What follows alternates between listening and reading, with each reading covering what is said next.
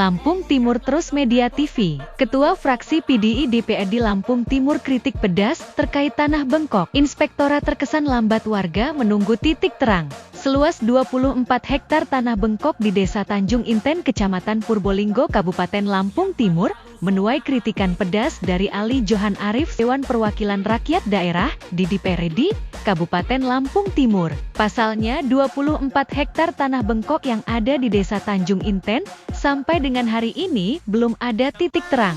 Setelah dilaporkan oleh warganya sendiri melalui lembaga DPC Barajipi yang melaporkan oknum kepala desa atas dugaan kasus pengelolaan tanah bengkok kepada Kejaksaan Sukadana dan Inspektorat Lampung Timur. Menurut Robinson, Ketua DPC Barajipi Lampung Timur, saat dikonfirmasi terkaitan hal pengaduan oknum Kades Tanjung Inten, dirinya menilai bahwa Inspektorat sebagai APIP terkesan lambat dalam menyikapi laporan ini. Sedangkan warga masyarakat sangat menunggu hasil pemeriksaan yang telah dilakukan oleh pemerintah melalui inspektor yang sudah turun ke balai desa dengan memanggil dan memeriksa seluruh perangkat desa, jelasnya pada wartawan 23 Januari 2026. Sementara Johan Ali Arif sebagai Ketua Komisi 3 DPRD setempat mengecam keras dan minta kepada pihak APIP untuk melakukan tugas sesuai dengan tupoksinya, dan setelah diperiksa apa hasilnya, dan warga selalu mempertanyakan terkait dugaan kasus tanah bengkok itu sampai di mana. Jelasnya pada wartawan 23 Januari 2026. Secara gamblang dan jelas Johan juga menyampaikan bahwa keberadaan tanah bengkok tersebut harus dikelola melalui BUMDes, Badan Usaha Milik Desa, setelah dan sesuai undang-undang yang telah disahkan pada tahun 2014. Sejak itu semua kaitan aset desa menjadi milik desa, dan pengelolaannya harus transparan, sedangkan kepala desa hanya sebagai penasehat dan bukan pengelola aset, tegasnya. Dari Lampung Timur, Tim Terus Media nekaporkan. Sementara Tanjung Inten ini sudah berjalan 11 tahun, nggak bisa dipertanggungjawabkan. Loh, ini kan bukan kerajaan. Iya, ini aset desa yang harus dipertanggungjawabkan. Nah ini, ya saya Komisi 1 ini juga saat ini karena berita itu kita membaca juga nih Komisi 1. Karena masih ditangani oleh inspektorat, kami juga masih menunggu apa langkah selanjutnya. Nah, sampai hari ini kok belum ada kejelasan. Ya kami Komisi 1 juga ingin mendengarkan apa hasil pemeriksaan inspektorat tersebut dan gitu. Karena masyarakat itu menanyakan kepada DPR khususnya Komisi 1. Nah kira-kira seperti itu. Juga aset desa kan begitu. Dan seluruh yang berkaitan ya dengan pemerintahan itu milik negara kan begitu. Nah, dengan banyaknya persoalan aset, terutama aset desa, pemerintah mengeluarkan Undang-Undang Desa ya tahun 2014. Salah satunya mengatakan tentang aset desa. Di situ telah dijelaskan seluruh aset kekayaan desa itu dikelola oleh BUMDes, Badan Usaha Milik Desa. Ya, terus diperkuat dengan keputusan Menteri Dalam Negeri tahun 2016 memperkuat keputusan tersebut, dan itu sudah harus berlaku semenjak undang-undang itu diundangkan. Kan begitu. Nah, sekarang ini ya banyak beberapa kepala desa itu BUMDesnya belum terbentuk. Pengurusnya enggak ada.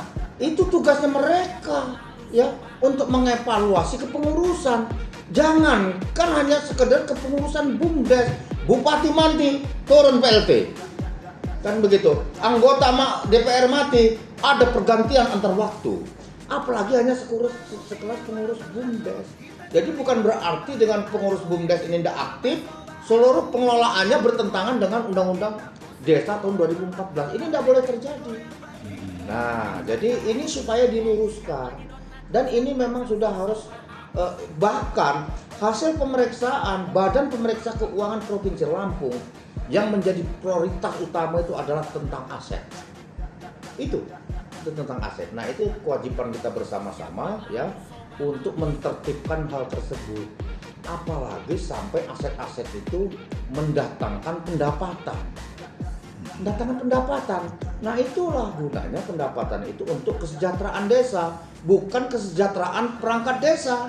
Ini supaya dipisahkan, sehingga apabila ada persoalan-persoalan tentang aset desa tersebut, apalagi mencakup masalah keuangan, itu harus dipertanggungjawabkan.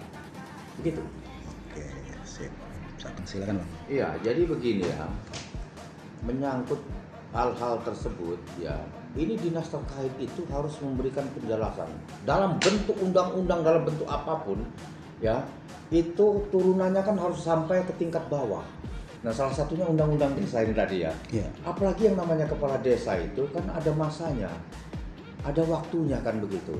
Jadi diupayakan ya dari dinas terkait, khususnya PMD ini ya supaya mengadakan sejenis penataran atau apa, atau workshop ya tentang undang-undang desa tersebut, dan ini kan sudah berjalan kan begitu. Nah tadi pertanyaannya, apakah ini aset desa ini bisa disewakan ya? Ya bisa saja. Ya, ini misalnya ini ada desa aset yang produktif. Karena aset desa itu macam-macam, Mas.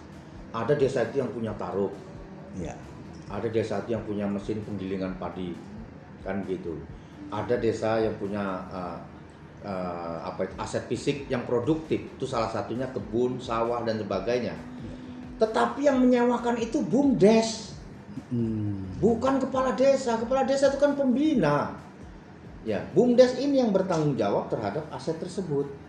Nah, bisa saja, misalnya ini disewakan kepada rakyatnya kan begitu. Sesuai dengan aturan yang berlaku di situ. Misalnya ini 1 hektar 10 juta. Ya silakan. Pendapatannya kemana? Masuk dalam pendapatan asli desa. Dipertanggungjawabkan setiap akhir tahun oleh BUMDes, dilaporkan kepada kepala desa, dihadirkan oleh ketua BPD dan anggota, tokoh masyarakat, tokoh agama untuk melaporkan tentang perjalanan BUMDes ini tadi. Yang pertama. Terus bagaimana setelah uang ini didapatkan menjadi pendapatan asli desa, pengeluarannya pun harus diatur. Ya, contoh. Nah, itu harus tertib pengeluaran itu ya melalui peraturan desa. Misalnya ini untuk kita akan membantu setiap masjid yang ada di desa itu mendapatkan bantu 1 juta per tahun. Musola 500.000 per tahun. Pemuda olahraga misalnya mendapatkan bantuan 2 juta per tahun. Itu pun harus dituangkan melalui perdes.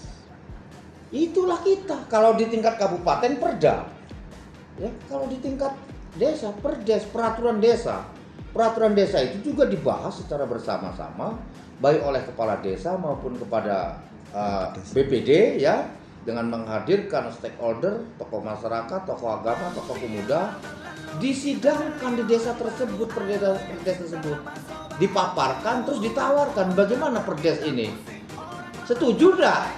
Ya, setuju diketok, tak baru sah itu menjadi peraturan desa. Itulah salah satu bentuk-bentuk cara pengeluarannya. Tetapi kalau misalnya bantu, ini ada keadaan mendadak, itu gorong-gorongnya jebol, ya itu harus melalui berita acara. Nah itu harus dipertanggungjawabkan. Nah,